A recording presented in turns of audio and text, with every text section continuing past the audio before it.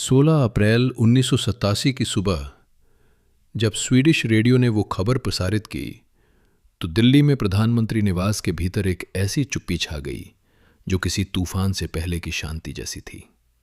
और उस चुप्पी में छिपा था एक ऐसा रहस्य जिसे जानने वाले गिने चुने लोग आज भी अपनी जुबान पर ताला लगाए बैठे हैं।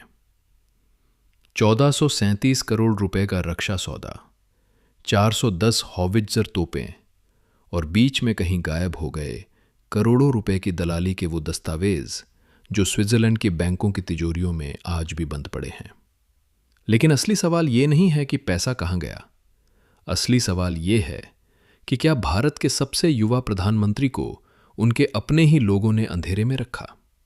क्या वो आदमी जिसे पूरा देश मिस्टर क्लीन कहता था, दरअसल एक ऐसे जाल में फंसा था जिसके तार उसके सबसे करीबी लोगों के हाथों में थे? कल्पना कीजिए कि आप भारत के प्रधानमंत्री हैं।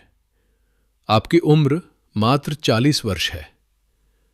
आपने अभी अभी अपनी मां को खोया है, जिनकी हत्या उनके ही अंगरक्षकों ने की थी। और अब आप एक ऐसे देश की बागडोर संभाल रहे हैं जो आपसे चमत्कार की उम्मीद कर रहा है। राजीव गांधी ने 1984 में जब प्रधानमंत्री पद की शपथ ली तो उनके चेहरे पर वो मासूमियत थी जो राजनीति की गलियों में बहुत कम देखने को मिलती है। वो एक पायलट थे जो अचानक देश का कप्तान बना दिए गए थे, और शायद यही मासूमियत उनकी सबसे बड़ी कमजोरी साबित हुई। उनके आसपास के लोग, वो लोग जिन पर उन्होंने आंख मूंदकर भरोसा किया, वो जानते थे कि इस नए प्रधानमंत्री को कैसे इस्तेमाल किया जा सकता है। और बोफोर्स का सौदा इसी इस्तेमाल की सबसे बड़ी मिसाल बनने वाला था। स्वीडिश हथियार कंपनी एबी बोफोर्स के साथ भारत की बातचीत 1986 में शुरू हुई थी, और इस बातचीत की हर फाइल, हर नोट, हर मीटिंग का रिकॉर्ड आज भी कहीं न कहीं मौजूद है। लेकिन सवाल यह है कि इनमें से कितने रिकॉर्ड प्रधानमंत्री की मेज तक पहुंचे और कितने रास्ते में ही गायब हो गए। रक्षा मंत्रालय की फाइलों का सफर एक भूल भुलैया जैसा होता है, जहां हर मोड़ पर कोई ना कोई बैठा होता है जो तय करता है कि आगे क्या जाएगा और क्या रुक जाएगा। और राजीव गांधी के मामले में यह भूल भुलैया और भी घनी थी, क्योंकि उनके आसपास के लोगों के अपने अपने हित थे, अपने अपने समीकरण थे, अपने अपने रहस्य थे। ओत्तावियो क्वात्रोची, एक इतालवी व्यापारी जो भारत में इटली की कंपनी ENI स्नामप्रोगेति का प्रतिनिधि था, वो आदमी जिसकी पहुंच प्रधानमंत्री निवास तक थी, जिसे परिवार का मित्र माना जाता था, और जिसके बारे में बाद में पता चला कि उसके स्विस बैंक खातों में बोफोर्स से करोड़ों की रकम पहुंची थी। लेकिन क्या राजीव गांधी को पता था कि उनके घर आने जाने वाला ये पारिवारिक मित्र दरअसल एक बिचौलिया था जो रक्षा सौदों में अपना हिस्सा मांग रहा था? क्या उन्हें कभी बताया गया कि जिस सौदे पर उनके दस्तखत हैं उसमें दलाली के पैसे बह रहे हैं? या फिर उन्हें जानबूझकर अंधेरे में रखा गया ताकि जब सच सामने आए तो सारा दोष उन्हीं के सिर मढ़ा जा सके? विन चड्ढा, एक और नाम जो इस कहानी में बार बार आता है, बोफोर्स का भारत में एजेंट। वो आदमी जिसने स्वीडिश कंपनी और भारतीय अधिकारियों के बीच पुल का काम किया, और जिसकी मृत्यु के बाद कई राज उसके साथ ही दफन हो गए। ये वो लोग थे जो जानते थे कि पैसा कहां से आ रहा है और कहां जा रहा है। ये वो लोग थे जिनके पास दस्तावेज थे, सबूत थे, और सबसे महत्वपूर्ण, ये वो लोग थे जो प्रधानमंत्री के करीब थे लेकिन प्रधानमंत्री के प्रति वफादार नहीं थे। क्या राजीव गांधी को धोखा दिया गया? क्या उन्हें उनके अपने ही लोगों ने फंसाया? ये सवाल आज भी जवाब मांगते हैं, और इस सवाल का जवाब खोजने के लिए हमें उस समय में जाना होगा जब यह सौदा हुआ था। उन कमरों में झांकना होगा जहां फैसले लिए गए थे, और उन चेहरों को पहचानना होगा जो मुस्कुराते हुए खंजर छुपाए बैठे थे। जब 16 अप्रैल 1987 को स्वीडिश रेडियो ने अपनी रिपोर्ट प्रसारित की तो भारत सरकार की पहली प्रतिक्रिया इनकार की थी। एक ऐसा इनकार जो अगले दिन ही खोखला साबित हो गया, जब बोफोर्स कंपनी ने खुद स्वीकार किया कि हां, कमीशन का भुगतान किया गया था। लेकिन यह कमीशन किसे दिया गया? ये सवाल एक ऐसी पहेली बन गया जिसे सुलझाने में दशकों लग गए और फिर भी पूरी तरह नहीं सुलझी। बोफोर्स ने कहा कि यह भुगतान उनके व्यावसायिक हितों की रक्षा के लिए था, लेकिन व्यावसायिक हित क्या थे, किसके हित थे, और इन हितों की रक्षा के लिए करोड़ों रुपए क्यों बहाए गए, ये सवाल अनुत्तरित रह गए। चित्रा सुब्रमण्यम, वो पत्रकार जिसने इस कहानी को भारत में तोड़ा, जिसने द हिंदू अखबार के लिए स्वीडन से रिपोर्टिंग की और एक एक करके वो दस्तावेज सामने लाईं जो भारत सरकार छुपाना चाहती थी। उनकी किताब Bofors the story behind the news, जो 1993 में प्रकाशित हुई, वो बताती है कि कैसे एक पत्रकार ने वो काम किया जो भारत की जांच एजेंसियां नहीं कर पाईं या नहीं करना चाहती थीं। उन्होंने स्वीडिश अधिकारियों से बात की, बोफोर्स के पूर्व कर्मचारियों से मिली और धीरे धीरे वो तस्वीर सामने लाईं जो दिखाती थी कि भारत के रक्षा सौदों में भ्रष्टाचार कितनी गहराई तक जड़ें जमाए बैठा था। लेकिन इस पूरी कहानी में सबसे दिलचस्प पहलू यह है कि जब सच सामने आने लगा तो राजीव गांधी की प्रतिक्रिया क्या थी?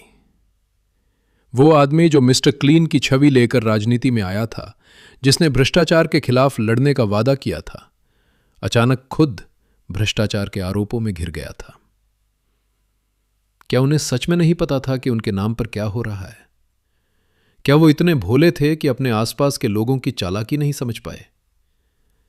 या फिर वो जानते थे लेकिन कुछ कर नहीं पाए क्योंकि जिन लोगों पर उन्होंने भरोसा किया था वो इतने ताकतवर हो चुके थे कि उन्हें रोकना असंभव था। अरुण सिंह, जो उस समय रक्षा राज्य मंत्री थे और राजीव गांधी के करीबी माने जाते थे, उनका इस्तीफा इस कहानी का एक और रहस्यमय अध्याय है।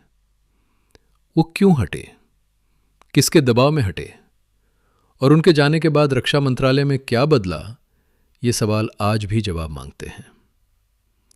कुछ लोग कहते हैं कि अरुण सिंह को बलि का बकरा बनाया गया, कुछ कहते हैं कि वो खुद इस खेल का हिस्सा थे और कुछ कहते हैं कि उन्होंने इस्तीफा इसलिए दिया क्योंकि वो जानते थे कि आने वाले तूफान में बचना मुश्किल होगा।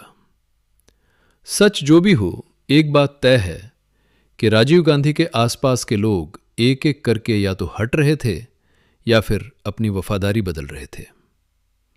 वीपी सिंह, जो कभी राजीव गांधी की कैबिनेट में वित्त मंत्री थे, वो आदमी जिसने बोफोर्स को अपना राजनीतिक हथियार बनाया और 1979 के चुनाव में कांग्रेस को हराकर प्रधानमंत्री बने, उनकी भूमिका इस कहानी में बेहद महत्वपूर्ण है। क्या वीपी सिंह सच में भ्रष्टाचार के खिलाफ लड़ रहे थे या फिर वो अपने पुराने साथी से बदला ले रहे थे? क्या उनके पास ऐसे सबूत थे जो उन्होंने सार्वजनिक नहीं किए? और सबसे बड़ा सवाल, क्या वो जानते थे कि राजीव गांधी निर्दोष थे लेकिन फिर भी उन्होंने उन पर हमला जारी रखा? क्योंकि राजनीति में सच से ज्यादा धारणा मायने रखती है। 1979 का चुनाव भारतीय राजनीति का एक निर्णायक मोड़ था। वो चुनाव जिसमें राजीव गांधी ने सत्ता खोई, वो चुनाव जिसमें बोफोर्स का नाम हर गली, हर नुक्कड़, हर चाय की दुकान पर गूंज रहा था, और वो चुनाव जिसने साबित कर दिया कि भारत की जनता भ्रष्टाचार को माफ नहीं करती, चाहे आरोपी कितना भी बड़ा क्यों ना हो। लेकिन क्या जनता ने सही फैसला किया? क्या राजीव गांधी सच में दोषी थे या फिर उन्हें एक ऐसे अपराध की सजा दी गई जो उन्होंने किया ही नहीं था? एक ऐसे षड्यंत्र का शिकार बनाया गया जिसके तार उनके अपने ही घर से जुड़े थे। स्विट्जरलैंड की बैंकों में जमा वो पैसा जो बोफोर्स ने दलाली के रूप में भेजा था, वो आज भी एक रहस्य है जिसे पूरी तरह सुलझाया नहीं जा सका। लोटस और मॉन्ट ब्लैंक जैसे कोड नामों वाले खाते जिनमें करोड़ों रुपए जमा थे, इन खातों के असली मालिक कौन थे? ये सवाल भारतीय जांच एजेंसियों के लिए एक पहेली बना रहा। सीबीआई ने जांच की, अदालतों में मुकदमे चले, लेकिन हर बार जब सच के करीब पहुंचने का मौका आया, कोई न कोई रुकावट आ गई, कोई न कोई दस्तावेज गायब हो गया, कोई न कोई गवाह मुकर गया।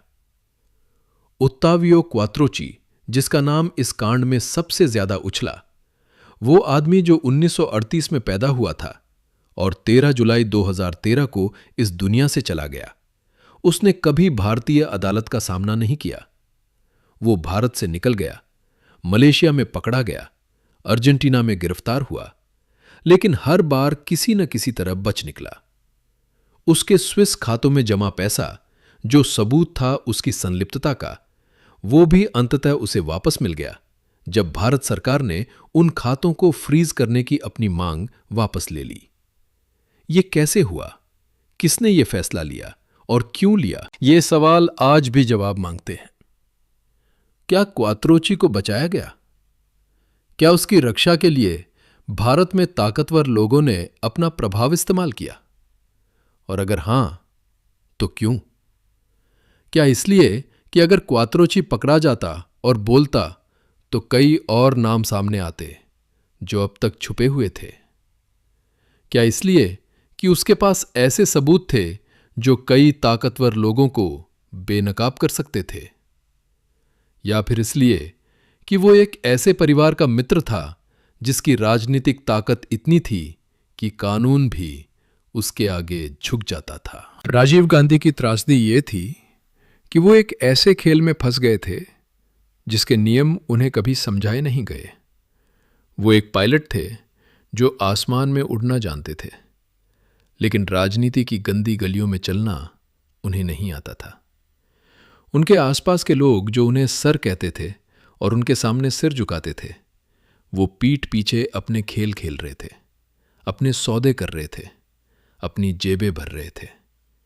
और जब तूफान आया तो वो सब छुप गए और राजीव गांधी अकेले खड़े रह गए, एक ऐसे आरोप का सामना करते हुए जिसका जवाब उनके पास नहीं था, क्योंकि उन्हें सवाल ही नहीं पता था। 1991 में जब राजीव गांधी का दुखद अंत हुआ तो बोफोर्स का मामला अभी भी अदालतों में लटका हुआ था।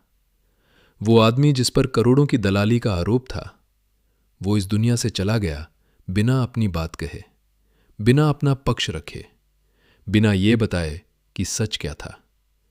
क्या उन्हें पता था कि उनके नाम पर क्या हो रहा था? क्या उन्होंने कभी अपने करीबियों से पूछा कि ये पैसा कहां जा रहा है? या फिर वो इतने व्यस्त थे देश चलाने में कि उन्हें यह सब देखने का वक्त ही नहीं मिला? 2004 में जब दिल्ली उच्च न्यायालय ने इस मामले में फैसला सुनाया तो कई लोगों को लगा कि अब सच सामने आएगा। लेकिन सच ये है कि इस मामले में कभी कोई अंतिम फैसला नहीं आया। आरोपी या तो मर गए या भाग गए, या फिर इतने ताकतवर थे कि कानून उन तक पहुंच नहीं पाया। और राजीव गांधी, वो आदमी जिसके नाम पर यह सारा कांड हुआ, वो इतिहास की किताबों में एक ऐसे प्रधानमंत्री के रूप में दर्ज हो गए जिनकी छवि बोफोर्स ने तबाह कर दी, चाहे वो दोषी हों या निर्दोष। लेकिन सबसे बड़ा सवाल अभी भी अनुत्तरित है, वो सवाल जो इस पूरी कहानी के केंद्र में है, वो सवाल जिसका जवाब शायद कभी नहीं मिलेगा। क्या राजीव गांधी को उनके अपने ही लोगों ने धोखा दिया? क्या वो एक ऐसे षड्यंत्र के शिकार थे जिसके तार उनके सबसे करीबी लोगों के हाथों में थे? क्या उन्हें जानबूझकर अंधेरे में रखा गया ताकि जब सच सामने आए तो सारा दोष उन्हीं के सिर मढ़ा जा सके?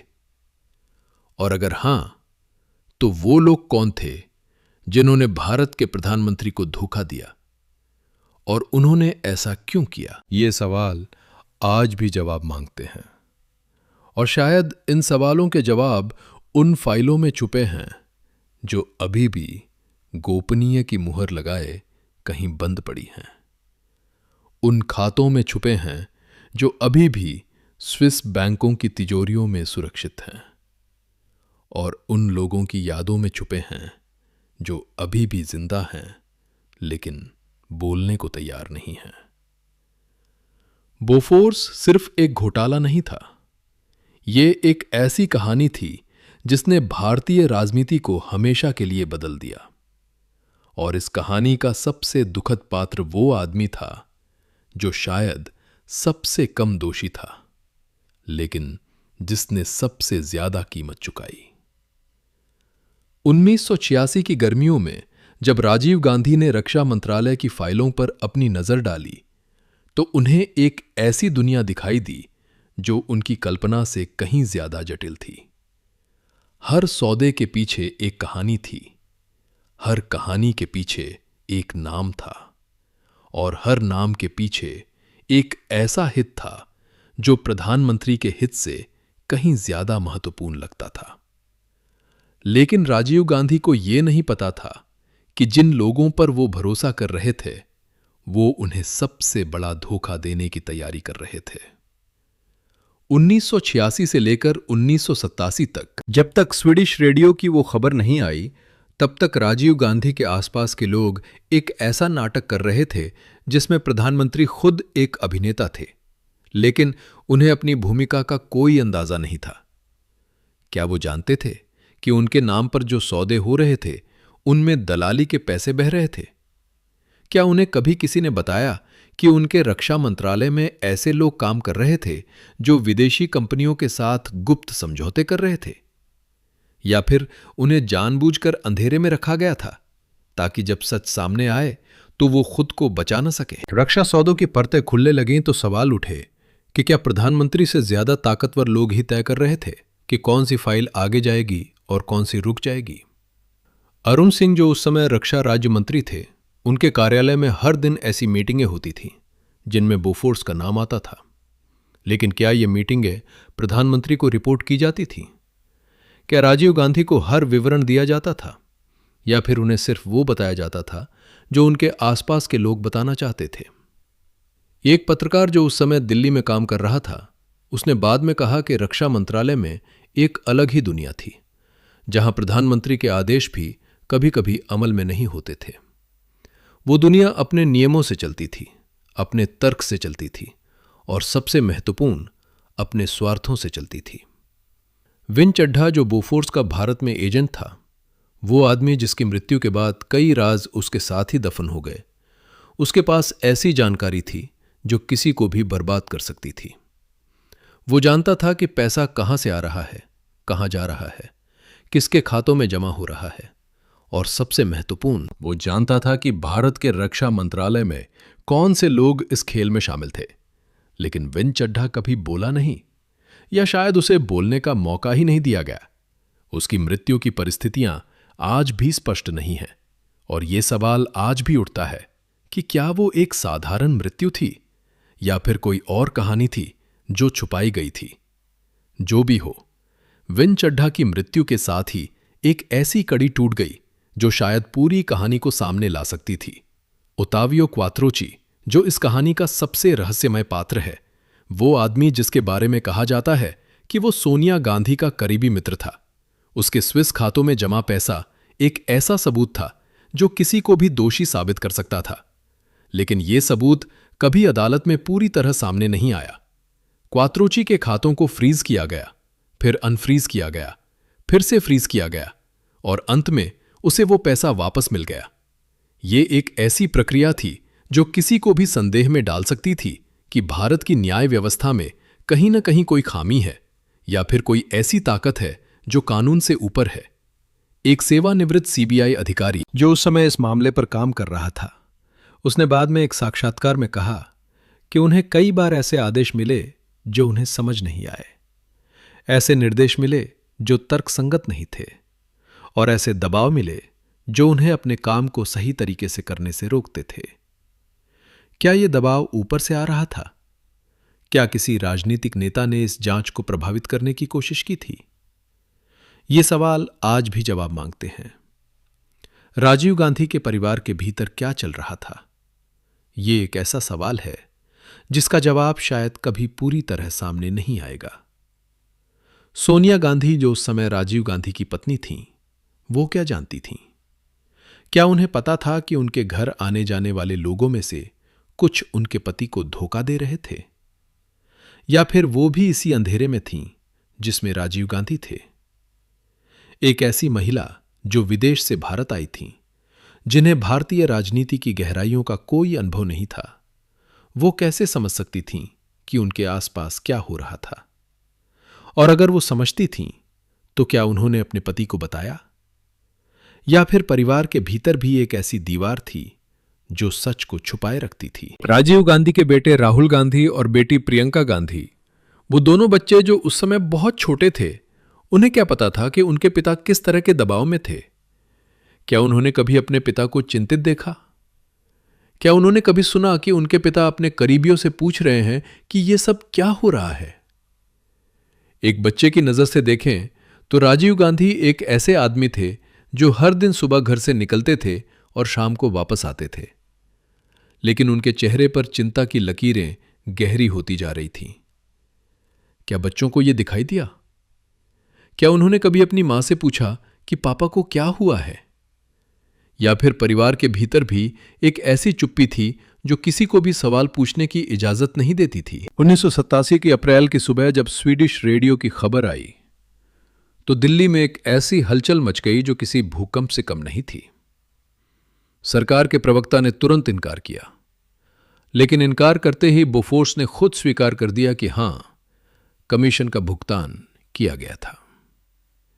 यह एक ऐसा पल था जब सरकार की विश्वसनीयता एक झटके में टूट गई। अगर सरकार झूठ बोल रही थी तो और क्या झूठ बोल रही थी? अगर रक्षा मंत्रालय में भ्रष्टाचार हो रहा था तो और कहां हो रहा था? यह सवाल हर भारतीय के मन में उठ गया और राजीव गांधी की मिस्टर क्लीन की छवि एक पल में धराशायी हो गई। लेकिन राजीव गांधी के लिए यह सिर्फ एक राजनीतिक संकट नहीं था, यह एक व्यक्तिगत त्रासदी थी। वो आदमी जो अपने आप को एक सुधारक मानते थे, जो भ्रष्टाचार के खिलाफ लड़ने का वादा करते थे, अचानक खुद भ्रष्टाचार के आरोपों में घिर गए। क्या उन्हें पता था कि यह आने वाला है?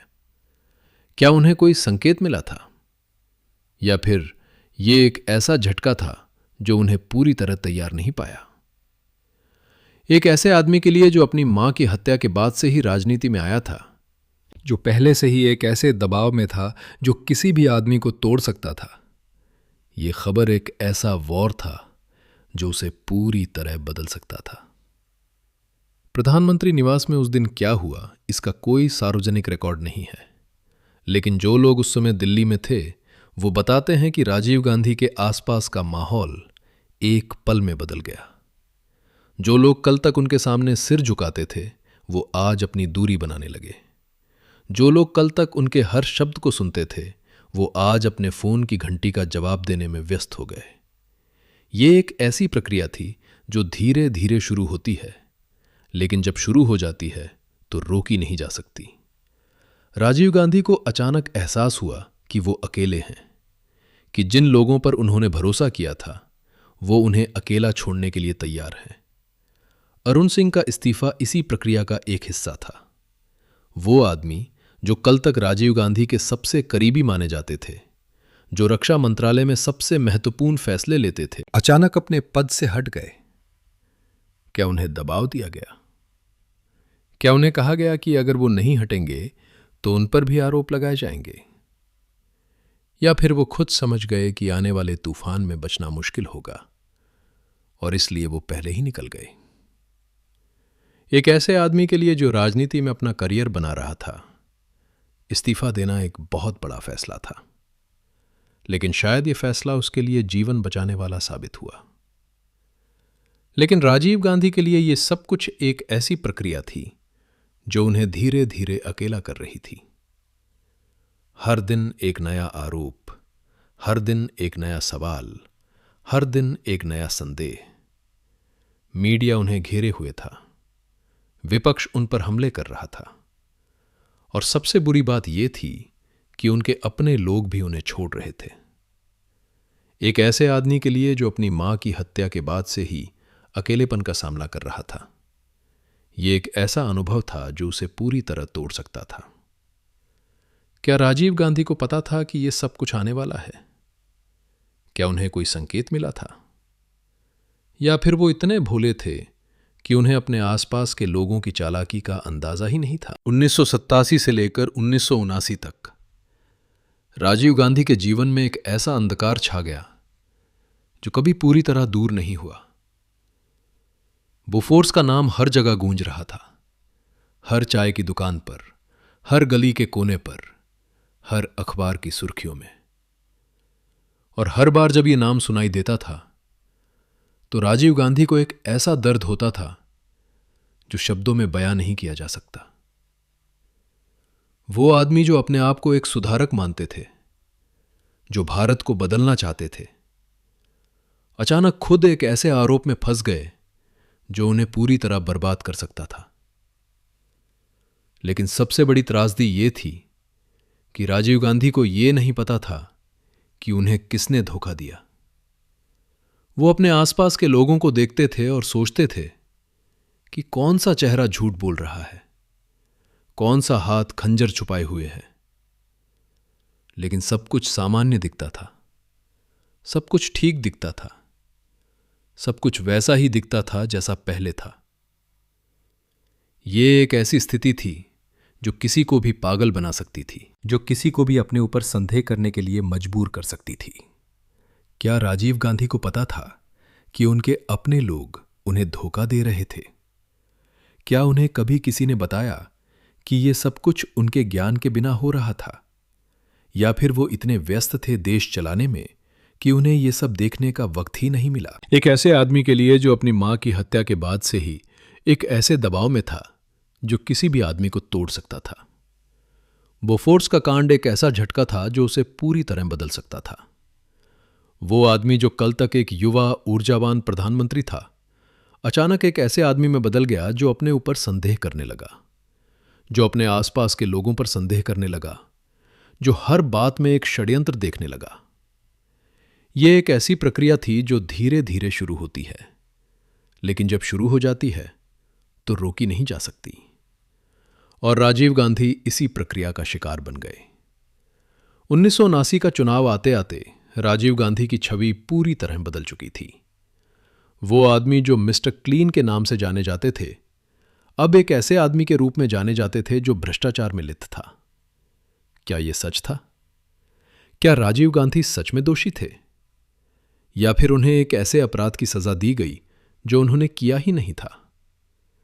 ये सवाल आज भी जवाब मांगते हैं, और शायद इन सवालों के जवाब उन फाइलों में छुपे हैं जो अभी भी गोपनीय की मुहर लगाए कहीं बंद पड़ी हैं।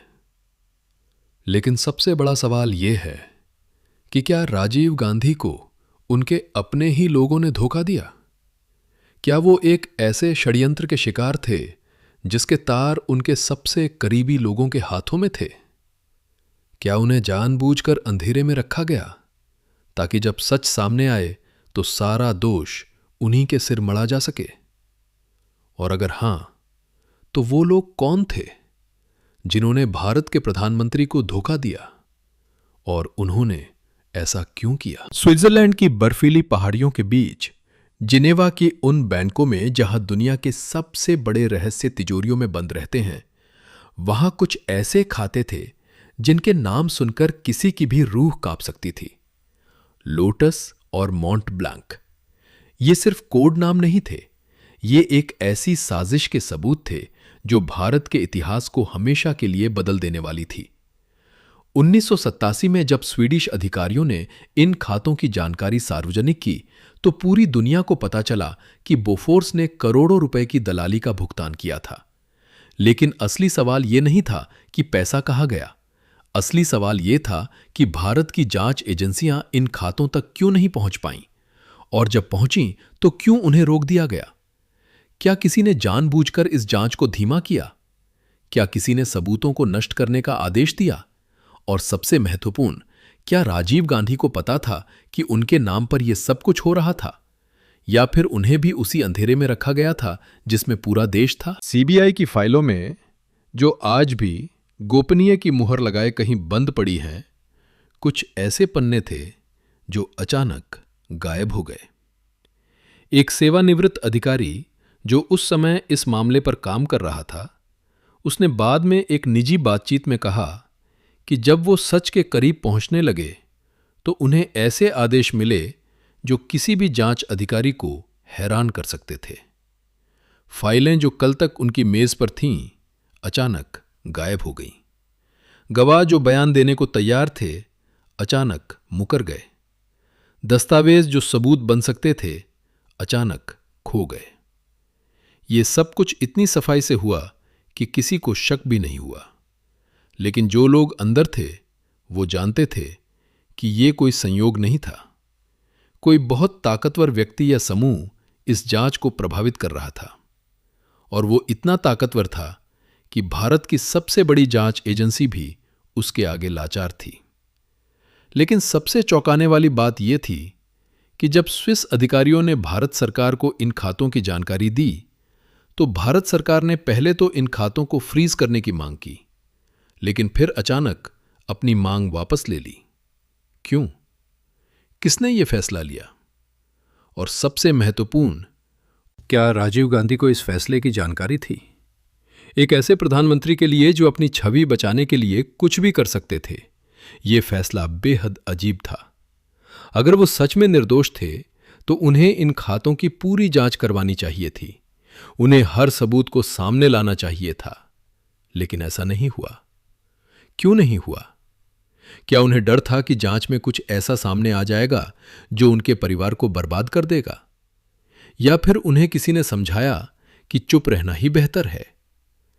ओत्तावियो क्वात्रोची, वो इतालवी व्यापारी जिसका नाम इस पूरे कांड में सबसे ज्यादा उछला, वो आदमी जो राजीव गांधी के परिवार का करीबी मित्र माना जाता था, उसके खातों में जमा वो करोड़ों रुपए एक ऐसा सबूत थे जो किसी को भी दोषी साबित कर सकते थे। लेकिन क्वात्रोची कभी भारतीय अदालत का सामना नहीं कर पाया। वो भारत से निकल गया, और जब भी उसे पकड़ने की कोशिश की गई तो कोई न कोई तकनीकी खामी आ गई। मलेशिया में जब उसे गिरफ्तार किया गया तो भारत सरकार के कागजातों में कुछ गड़बड़ी निकल आई और उसे छोड़ना पड़ा। अर्जेंटीना में जब फिर से उसे पकड़ा गया तो फिर से कुछ ऐसा हुआ कि वो बच निकला। यह सब कुछ इतना अजीब था कि किसी को भी शक हो सकता था कि कोई जानबूझकर उसे बचा रहा है। लेकिन कौन और क्यों? राजीव गांधी के शरीर में 1987 से लेकर 1979 तक एक ऐसा बदलाव आया जो किसी को भी दिखाई दे सकता था। वो आदमी जो 40 साल की उम्र में प्रधानमंत्री बना था, जिसके चेहरे पर युवा ऊर्जा और आशा की चमक थी, अचानक एक ऐसे आदमी में बदल गया जो अपनी उम्र से कहीं ज्यादा बूढ़ा लगने लगा। उनके बालों में सफेदी तेजी से बढ़ने लगी।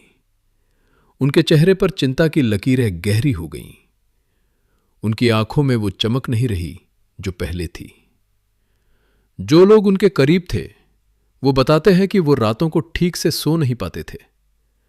वो अक्सर अपने कमरे में अकेले घंटों बैठे रहते थे, और कभी-कभी उनके चेहरे पर एक ऐसी उदासी दिखाई देती थी जो किसी भी आदमी को तोड़ सकती थी। 5 साल सत्ता में रहने के बाद राजीव गांधी 15 साल बूढ़े हो गए थे। उनका चेहरा जो कभी एक युवा पायलट का चेहरा था, अब एक ऐसे आदमी का चेहरा बन गया था जिसने बहुत कुछ देखा था, बहुत कुछ सहा था और बहुत कुछ खोया था। उनकी चाल में वो फुर्ती नहीं रही, उनकी आवाज में वो ताकत नहीं रही। उनके हाथों में कभी कभी एक हल्की सी कंपन दिखाई देती थी। ये सब कुछ इतना धीरे धीरे हुआ कि किसी को पता नहीं चला, लेकिन जो लोग उन्हें रोज देखते थे वो जानते थे कि राजीव गांधी टूट रहे थे, धीरे धीरे लेकिन निश्चित रूप से। उनके निजी चिकित्सक जो उनकी सेहत की देखभाल करते थे, उन्होंने बाद में कहा कि राजीव गांधी को उच्च रक्तचाप की समस्या हो गई थी। उन्हें नींद न आने की शिकायत रहने लगी थी, और कभी कभी उन्हें सीने में दर्द भी होता था। लेकिन ये सब कुछ कभी सार्वजनिक नहीं किया गया, क्योंकि एक प्रधानमंत्री की कमजोरी दिखाना राजनीतिक रूप से खतरनाक हो सकता था। तो राजीव गांधी ने अपना दर्द छुपाया, अपनी परेशानी छुपाई, और एक ऐसा चेहरा दिखाया जो मजबूत था, भले ही अंदर से वो टूट रहे थे। लेकिन कब तक कोई अपना दर्द छुपा सकता है? कब तक कोई अपनी कमजोरी को दबा सकता है? राजीव गांधी के मामले में ये सब कुछ 1979 तक चला, जब तक के चुनाव नहीं आ गया और उन्हें सत्ता से हाथ धोना नहीं पड़ा। लेकिन सबसे दुखद बात यह थी कि राजीव गांधी को यह नहीं पता था कि उनकी सेहत बिगड़ने की असली वजह क्या थी। वो सोचते थे कि यह सिर्फ काम का दबाव है, सिर्फ राजनीति का तनाव है। लेकिन सच ये था कि उनके अपने ही लोगों ने उन्हें इस हालत में पहुंचाया था। जिन लोगों पर उन्होंने भरोसा किया था, जिन लोगों को उन्होंने अपना माना था, वो लोग उन्हें धोखा दे रहे थे। और यह धोखा सिर्फ राजनीतिक नहीं था, यह व्यक्तिगत था, यह भावनात्मक था, और यह इतना गहरा था कि इसने राजीव गांधी को अंदर से तोड़ दिया। रक्षा मंत्रालय की फाइलों में, जो आज भी दिल्ली के साउथ ब्लॉक में कहीं बंद पड़ी हैं, कुछ ऐसे पन्ने हैं जो कभी सार्वजनिक नहीं किए गए। ये वो पन्ने हैं जिनमें बोफोर्स सौदे की पूरी कहानी लिखी है। हर बैठक का रिकॉर्ड, हर फैसले का औचित्य, हर भुगतान का विवरण। लेकिन जब 1987 में स्वीडिश रेडियो की खबर आई, तो इन फाइलों में से कुछ पन्ने अचानक गायब हो गए। कौन से पन्ने गायब हुए? किसने उन्हें गायब किया? और सबसे महत्वपूर्ण, उन पन्नों में क्या लिखा था जो इतना खतरनाक था कि उन्हें नष्ट करना जरूरी हो गया? एक सेवानिवृत्त रक्षा मंत्रालय के अधिकारी जो उस समय इस सौदे पर काम कर रहे थे, उन्होंने बाद में एक निजी बातचीत में कहा कि जिस दिन स्वीडिश रेडियो की खबर आई, उसी दिन उन्हें आदेश मिला कि कुछ फाइलों को सुरक्षित जगह पर रखा जाए। सुरक्षित का मतलब क्या था, यह उन्हें नहीं बताया गया, लेकिन वो समझ गए कि ये फाइलें कभी वापस नहीं आने वाली थी। उन्होंने कहा कि उन फाइलों में बोफोर्स के साथ हुई बैठकों के विस्तृत नोट्स थे, जिनमें यह साफ लिखा था कि किसने क्या कहा, किसने क्या वादा किया और किसने क्या स्वीकार किया। अगर वो फाइलें सार्वजनिक हो जाती तो शायद पूरी कहानी सामने आ जाती, लेकिन वो फाइलें कभी सामने नहीं आईं। लेकिन सबसे चौंकाने वाली बात यह थी कि जो फाइलें गायब हुईं, उनमें से कुछ में राजीव गांधी के दस्तखत भी थे। ये दस्तखत किस पर थे, ये आज तक कोई नहीं जानता। लेकिन जो लोग उन फाइलों को देख चुके थे, वो बताते हैं कि राजीव गांधी ने कुछ ऐसे फैसलों पर दस्तखत किए थे जो बाद में विवादास्पद हो सकते थे। क्या राजीव गांधी को पता था कि वो क्या साइन कर रहे हैं? क्या उन्हें पूरी जानकारी दी गई थी, या फिर उन्हें सिर्फ एक पेपर दिया गया और कहा गया कि साइन कर दीजिए सर? एक ऐसे प्रधानमंत्री के लिए जो हर दिन सैकड़ों फाइलों पर दस्तखत करते थे, यह संभव था कि कुछ फाइलें उन्होंने बिना पूरी तरह पढ़े ही साइन कर दी हों। लेकिन अगर ऐसा था, तो क्या यह उनकी गलती थी या फिर उनके आसपास के लोगों की चालाकी थी? रक्षा मंत्रालय में एक अलग ही दुनिया थी, जहां फैसले लिए जाते थे, लेकिन प्रधानमंत्री को हमेशा पूरी जानकारी नहीं दी जाती थी। अरुण सिंह, जो उस समय रक्षा राज्य मंत्री थे, उनके कार्यालय में हर दिन ऐसी बैठकें होती थीं जिनमें बोफोर्स के प्रतिनिधि भी शामिल होते थे। लेकिन इन बैठकों का पूरा रिकॉर्ड कभी प्रधानमंत्री कार्यालय को नहीं भेजा गया। क्यों नहीं भेजा गया? क्या अरुण सिंह को आदेश था कि कुछ बातें प्रधानमंत्री से छुपाई जाएं? या फिर वो खुद समझ गए थे कि कुछ बातें बताना ठीक नहीं होगा? जो भी हो, एक बात तय है कि राजीव गांधी को वो सब कुछ नहीं बताया गया जो उन्हें बताया जाना चाहिए था। और जब सच सामने आने लगा, तो सबसे पहले जो काम किया गया वो था सबूतों को नष्ट करना। फाइलें गायब हो गई, दस्तावेज जल गए, रिकॉर्ड मिटा दिए गए। ये सब कुछ इतनी सफाई से हुआ कि जब सीबीआई ने जांच शुरू की तो उन्हें कुछ भी ठोस नहीं मिला। हर सबूत या तो गायब था या फिर इतना अधूरा था कि उससे कुछ साबित नहीं हो सकता था। और राजीव गांधी, जो इस सब के बीच में फंसे हुए थे, वो कुछ नहीं कर पाए, क्योंकि उनके पास खुद कोई सबूत नहीं था कि वो निर्दोष हैं। लेकिन इस पूरी कहानी में सबसे बड़ा सवाल यह है कि आखिर किसे फायदा हुआ? जब राजीव गांधी 1979 में सत्ता से बाहर हो गए, तो किसकी किस्मत चमकी? जब बोफोर्स का कांड सामने आया, तो किसे राजनीतिक लाभ मिला? और सबसे महत्वपूर्ण, जब राजीव गांधी की छवि बर्बाद हो गई, तो किसकी छवि बनी? ये सवाल हमें एक ऐसे आदमी की ओर ले जाते हैं जिसका नाम इस कहानी में बार बार आता है, लेकिन जिसकी भूमिका कभी पूरी तरह स्पष्ट नहीं हुई। वीपी सिंह, जो कभी राजीव गांधी के कैबिनेट में वित्त मंत्री थे, वो आदमी जिसने बोफोर्स को अपना राजनीतिक हथियार बनाया और 1979 के चुनाव में कांग्रेस को हराकर प्रधानमंत्री बने। क्या यह सिर्फ एक संयोग था?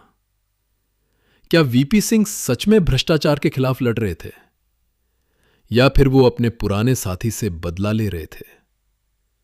और सबसे महत्वपूर्ण, क्या उनके पास ऐसे सबूत थे जो उन्होंने कभी सार्वजनिक नहीं किए? एक ऐसे आदमी के लिए जो राजीव गांधी के सबसे करीबी माने जाते थे। वीपी सिंह का अचानक विरोधी बन जाना बेहद अजीब था। क्या उन्हें कुछ ऐसा पता चला था जो उन्होंने राजीव गांधी को नहीं बताया, या फिर उन्होंने जानबूझकर राजीव गांधी को अंधेरे में रखा ताकि बाद में उन पर हमला किया जा सके? लेकिन वीपी सिंह अकेले नहीं थे। 1979 के चुनाव के बाद जो सरकार बनी, उसमें कई ऐसे लोग थे जो पहले राजीव गांधी के साथ थे। ये लोग कैसे अचानक विपक्ष में चले गए?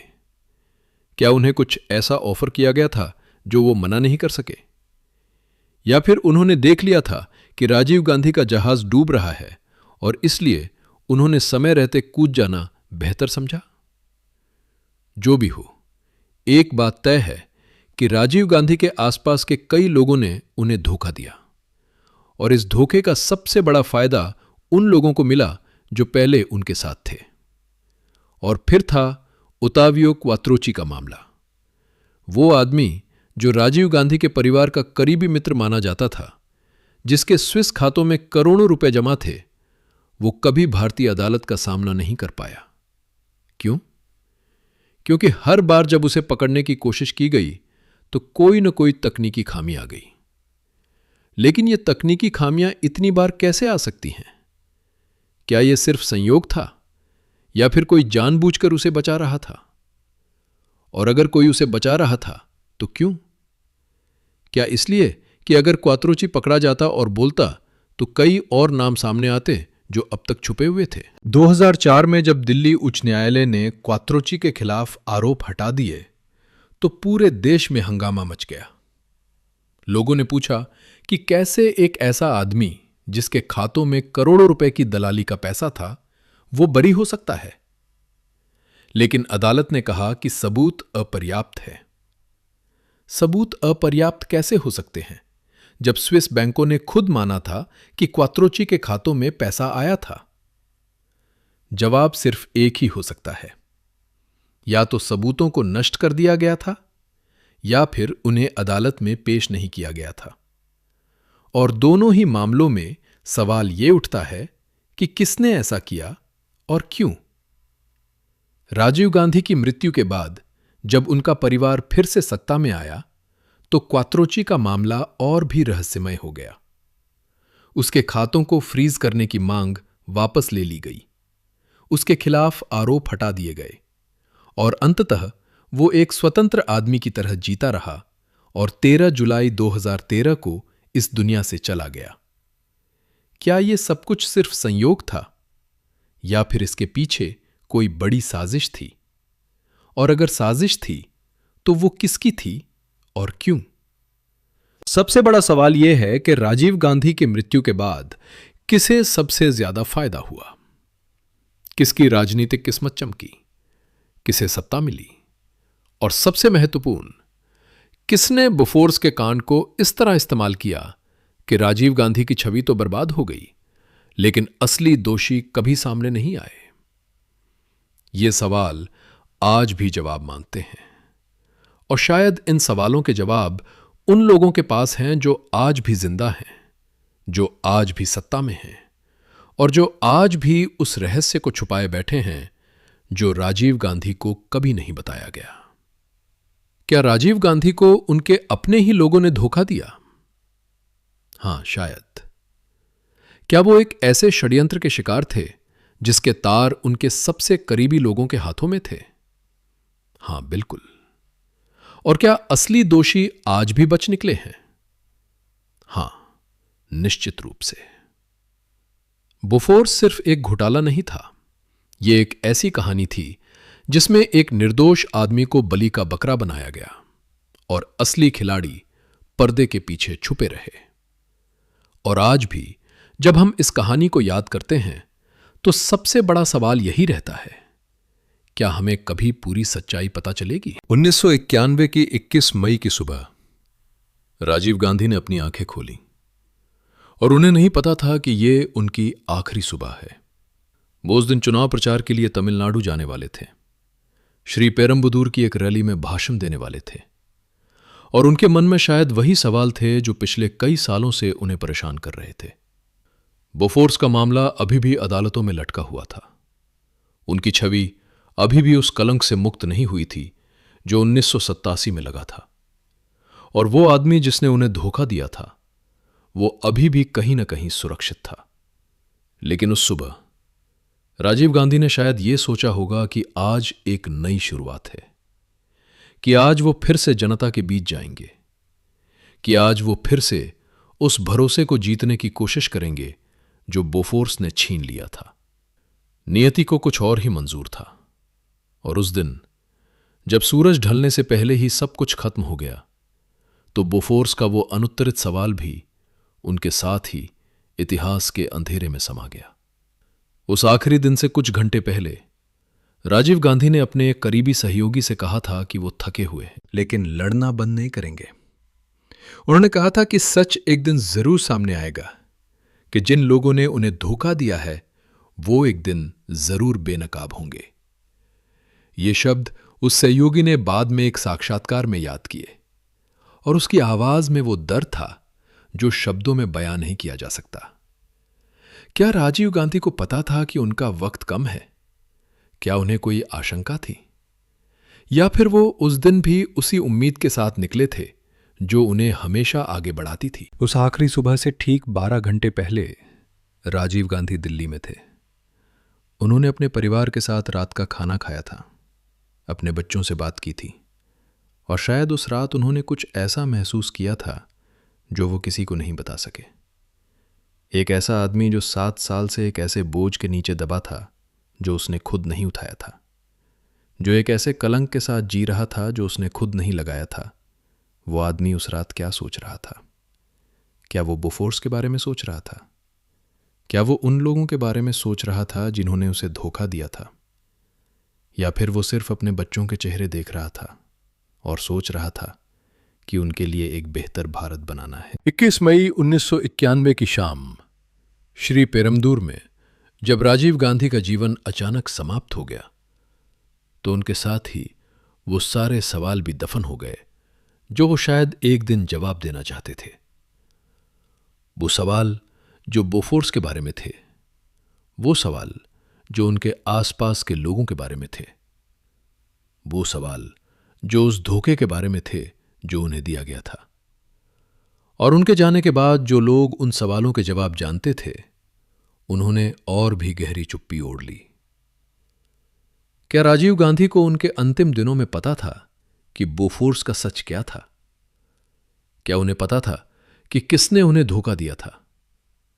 और अगर पता था तो क्या वो उस सच को सामने लाने की तैयारी कर रहे थे? ये सवाल आज भी जवाब मांगते हैं, और शायद इन सवालों के जवाब उन लोगों के पास हैं जो उस आखिरी दिन राजीव गांधी के साथ थे। 1991 के बाद जब भारत ने अपने 7वें प्रधानमंत्री को खो दिया तो बोफोर्स का मामला एक नए मोड़ पर आ गया। अब जो आदमी इस मामले का सबसे बड़ा शिकार था वो इस दुनिया में नहीं था। अब जो आदमी अपना पक्ष रख सकता था वो चला गया था, और जो लोग बचे थे वो या तो चुप थे या फिर अपनी अपनी कहानी बना रहे थे। सीबीआई की जांच जारी रही, अदालतों में मुकदमे चलते रहे, लेकिन हर बार जब सच के करीब पहुंचने का मौका आया कोई न कोई रुकावट आ गई। क्या राजीव गांधी की मृत्यु के बाद बोफोर्स का सच और भी गहरे दफन हो गया? क्या उनके जाने के बाद उन लोगों ने राहत की सांस ली जो इस कांड में शामिल थे? और सबसे महत्वपूर्ण, क्या राजीव गांधी की मृत्यु और बोफोर्स के बीच कोई ऐसा संबंध है जिसे आज तक सार्वजनिक नहीं किया गया? ये सवाल बेहद संवेदनशील हैं, लेकिन ये सवाल उठते हैं और जब तक इनका जवाब नहीं मिलता तब तक बोफोर्स की कहानी अधूरी रहेगी। वो पहली बार कैमरे के सामने आए थे 1991 के बाद पूरे 28 साल की चुप्पी तोड़कर। उनके हाथ कांप रहे थे, उनकी आवाज में एक ऐसा दर्द था जो दशकों की खामोशी में पका था, और उनकी आंखों में वो थकान थी जो किसी ऐसे आदमी की होती है जो बहुत लंबे समय से एक बोझ उठाए चल रहा हो। वो राजीव गांधी के उस दौर के एक वरिष्ठ अधिकारी थे जिन्होंने बोफोर्स सौदे की फाइलों को अपनी आंखों से देखा था, जिन्होंने उन बैठकों में हिस्सा लिया था जहां फैसले लिए गए थे, और जो आज तक इस बात से परेशान थे कि उन्होंने उस समय कुछ नहीं कहा। उन्होंने कहा, मैं जानता था कि कुछ गलत हो रहा है। मैं जानता था कि प्रधानमंत्री को पूरी जानकारी नहीं दी जा रही है, लेकिन मैं डरा हुआ था। मुझे डर था कि अगर मैंने कुछ कहा तो मेरे साथ क्या होगा।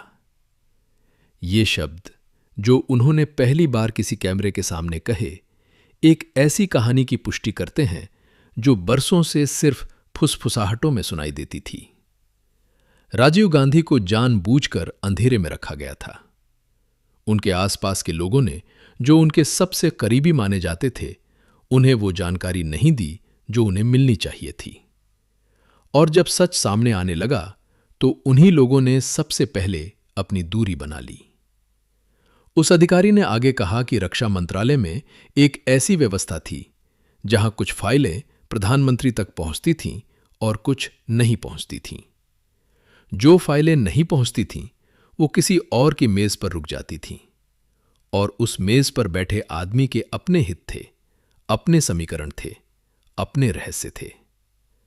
बोफोर्स की फाइलें उन्हीं मेजों पर रुकी थीं, और जब तक वो प्रधानमंत्री तक पहुंचती तब तक उनमें से वो हिस्से निकाल दिए जाते थे जो असुविधाजनक थे। उस अधिकारी ने एक और बात कही जो सबसे चौंकाने वाली थी। उन्होंने कहा कि एक बार उन्होंने खुद राजीव गांधी से मिलने की कोशिश की थी, उन्हें सच बताने की कोशिश की थी, लेकिन उनके और प्रधानमंत्री के बीच इतने लोग थे, इतनी परतें थीं, इतने दरवाजे थे कि वो कभी सीधे राजीव गांधी तक नहीं पहुंच पाए। हर बार कोई न कोई रोक देता था, हर बार कोई न कोई कह देता था कि प्रधानमंत्री व्यस्त हैं, प्रधानमंत्री अभी नहीं मिल सकते, आपकी बात हम पहुंचा देंगे, और वो बात कभी नहीं पहुंची। ये एक ऐसी व्यवस्था थी जो किसी भी प्रधानमंत्री को अंधेरे में रख सकती थी, जो किसी भी नेता को उसके अपने लोगों से काट सकती थी, और राजीव गांधी इसी व्यवस्था के शिकार बने। वो एक ऐसे बुलबुले में रहते थे जहां उन्हें सिर्फ वही दिखाया जाता था जो उनके आसपास के लोग दिखाना चाहते थे, और जो नहीं दिखाना चाहते थे वो कभी उनकी नजरों तक नहीं पहुंचा। क्या राजीव गांधी को पता था कि वो एक ऐसे बुलबुले में है? क्या उन्होंने कभी इस बुलबुले को तोड़ने की कोशिश की, और अगर की तो क्यों नहीं तोड़ पाए? ये सवाल आज भी जवाब मांगते हैं, और शायद इन सवालों के जवाब उन लोगों के पास हैं जो उस बुलबुले को बनाए रखने में सबसे ज्यादा दिलचस्पी रखते थे।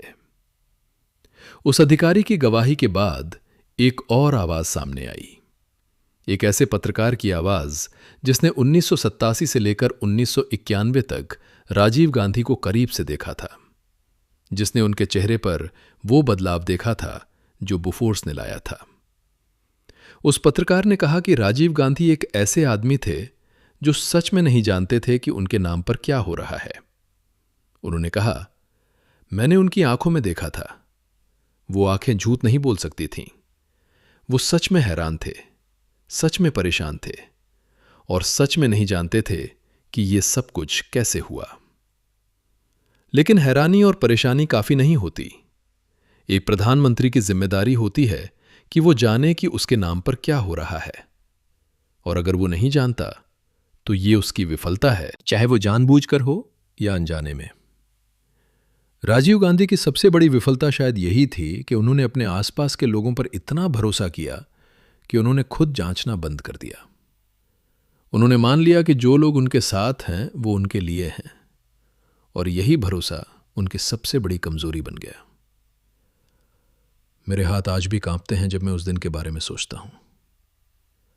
ये शब्द थे उस आदमी के जो राजीव गांधी के सबसे करीबी सहयोगियों में से एक था, जो उनके साथ उन बैठकों में था जहां बोफोर्स के बारे में बात होती थी, और जो आज 3 दशक से भी ज्यादा समय बाद पहली बार किसी के सामने अपना दिल खोल रहा था। उसकी आवाज में वो दर्द था जो सालों की चुप्पी में जमा होता है, वो पछतावा था जो रातों को नींद नहीं आने देता, और वो डर था जो आज भी उसे पूरी तरह बोलने से रोक रहा था। उसने कहा कि उस दिन जब स्वीडिश रेडियो की खबर आई, राजीव गांधी ने अपने कार्यालय में सबको बुलाया था। वो कमरे में आए, उन्होंने सबके चेहरे देखे और उन्होंने एक ही सवाल पूछा था, क्या मुझे पहले से पता होना चाहिए था? उस कमरे में मौजूद हर आदमी ने नजरें झुका लीं। कोई नहीं बोला, कोई नहीं बता पाया कि हां, उन्हें पहले से पता होना चाहिए था, और हां, उन्हें बताया जाना चाहिए था, लेकिन जानबूझकर नहीं बताया गया। उस सहयोगी ने कहा कि उस पल में उसे एहसास हुआ कि राजीव गांधी सच में नहीं जानते थे। उनकी आंखों में जो भाव था वो किसी दोषी आदमी का भाव नहीं था, वो एक ऐसे आदमी का भाव था जिसे अभी अभी पता चला हो कि उसके अपने लोगों ने उसे धोखा दिया है। वो भाव था विश्वासघात का, वो भाव था अकेलेपन का, और वो भाव था एक ऐसे आदमी का जो समझ रहा हो कि उसकी दुनिया अचानक बदल गई है। लेकिन उस सहयोगी ने एक और बात कही जो सबसे महत्वपूर्ण थी। उसने कहा कि उस कमरे में एक आदमी था जिसकी आंखों में राहत का भाव था, एक ऐसा आदमी जो राजीव गांधी के सबसे करीबी माना जाता था, लेकिन जिसकी आंखों में उस पल डर नहीं था, पछतावा नहीं था, बल्कि एक हल्की सी राहत थी। जैसे उसे पता था कि यह होने वाला था, जैसे उसने इसकी तैयारी की थी, जैसे वो इस पल का इंतजार कर रहा था। उस आदमी का नाम उस सहयोगी ने नहीं लिया। उसने कहा कि वो अभी भी डरता है। उसने कहा कि कुछ सच ऐसे होते हैं जिन्हें बोलने की कीमत बहुत ज्यादा होती है। ये गवाही जो पहली बार सामने आई एक ऐसी कहानी की पुष्टि करती है जो बरसों से सिर्फ अनुमानों में जीती थी।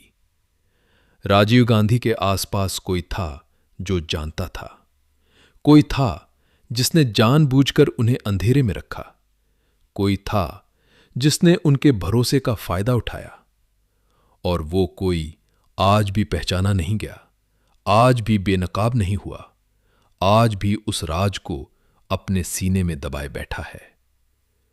बोफोर्स की कहानी में सबसे बड़ा सवाल यह नहीं है कि पैसा कहां गया, सबसे बड़ा सवाल यह है कि वो कौन था जो उस कमरे में राहत की सांस ले रहा था जब राजीव गांधी की दुनिया टूट रही थी। वो कौन था जिसने भारत के प्रधानमंत्री को उनके सबसे काले दिन में अकेला छोड़ दिया, और वो कौन था जिसने इस पूरे खेल को इतनी सफाई से खेला कि आज तक कोई उसे पकड़ नहीं पाया। राजीव गांधी के जाने के बाद उनका परिवार एक ऐसे दर्द के साथ जीता रहा जो शब्दों में बयां नहीं किया जा सकता। सोनिया गांधी, जो एक इतालवी महिला थीं और जिन्होंने भारत को अपना घर बनाया था, उन्होंने अपने पति को एक ऐसे कांड के बीच खोया जिसका सच आज तक पूरी तरह सामने नहीं आया। उनके बच्चे राहुल और प्रियंका, जो उस समय बहुत छोटे थे, उन्होंने अपने पिता को उस उम्र में खोया जब बच्चों को अपने पिता की सबसे ज्यादा जरूरत होती है। और वो सवाल जो राजीव गांधी अपने साथ ले गए, वो सवाल उनके परिवार के लिए एक ऐसा बोझ बन गया जो आज भी उठाना पड़ता है। ओत्तावियो क्वात्रोची, जो इस पूरे कांड का सबसे रहस्यमय पात्र था, वो 13 जुलाई 2013 को इस दुनिया से चला गया। वो कभी भारतीय अदालत का सामना नहीं कर पाया। उसके खातों में जमा पैसा उसे वापस मिल गया, और वो एक ऐसे आदमी की तरह मरा जिसने कभी कोई गलती नहीं की। विन चड्ढा, जो बोफोर्स का भारत में एजेंट था, वो भी इस दुनिया से जा चुका है, और उसके साथ ही वो राज भी दफन हो गए जो शायद पूरी कहानी को सामने ला सकते थे। वीपी सिंह, जिन्होंने बोफोर्स को अपना राजनीतिक हथियार बनाया और प्रधानमंत्री बने, वो भी सत्ता में ज्यादा दिन नहीं रह पाए और अंततः राजनीति के हाशिए पर चले गए। जिन लोगों ने इस कांड से सबसे ज्यादा फायदा उठाया, उनमें से कई आज भी सत्ता के गलियारों में हैं, आज भी ताकतवर हैं और आज भी उस सच को छुपाए बैठे हैं जो राजीव गांधी को कभी नहीं बताया गया। भारत, जो इस पूरे कांड का सबसे बड़ा शिकार था, उसने इस कहानी से एक सबक सीखा कि रक्षा सौदों में पारदर्शिता जरूरी है, कि प्रधानमंत्री को हर जानकारी मिलनी चाहिए और कि जो लोग सत्ता के करीब होते हैं उन पर सबसे ज्यादा नजर रखनी चाहिए। लेकिन क्या यह सबक सच में सीखा गया? क्या भारत की रक्षा खरीद प्रक्रिया बोफोर्स के बाद सच में बदली, या फिर वही पुरानी व्यवस्था नए नामों के साथ जारी रही? बोफोर्स का कांड आज भी भारतीय राजनीति में एक ऐसा घाव है जो पूरी तरह भरा नहीं है। हर चुनाव में इसका नाम आता है, हर बहस में इसकी याद आती है और हर बार जब कोई रक्षा सौदे की बात करता है तो बोफोर्स का साया उस पर मंडराने लगता है। राजीव गांधी की विरासत इस कांड से हमेशा के लिए जुड़ गई, चाहे वो दोषी हो या निर्दोष। और यही इस कहानी की सबसे बड़ी त्रासदी है कि एक आदमी जो शायद सबसे कम दोषी था, उसे सबसे ज्यादा कीमत चुकानी पड़ी। लेकिन आज जब हम इस पूरी कहानी को पीछे मुड़कर देखते हैं तो एक सवाल हमारे मन में बार बार उठता है। वो सवाल जो इस कहानी के केंद्र में है, वो सवाल जिसका जवाब शायद कभी नहीं मिलेगा। वो आदमी कौन था जो उस कमरे में राहत की सांस ले रहा था? वो कौन था जिसने राजीव गांधी के भरोसे का फायदा उठाया? वो कौन था जिसने भारत के प्रधानमंत्री को उनके सबसे काले दिन में अकेला छोड़ दिया? और क्या वो सच जो आज भी किसी की यादों में, किसी की डायरी में, किसी की तिजोरी में बंद है, कभी सामने आएगा? या फिर बोफोर्स का असली मास्टरमाइंड हमेशा के लिए उस अंधेरे में छुपा रहेगा जो राजीव गांधी को कभी नहीं बताया गया?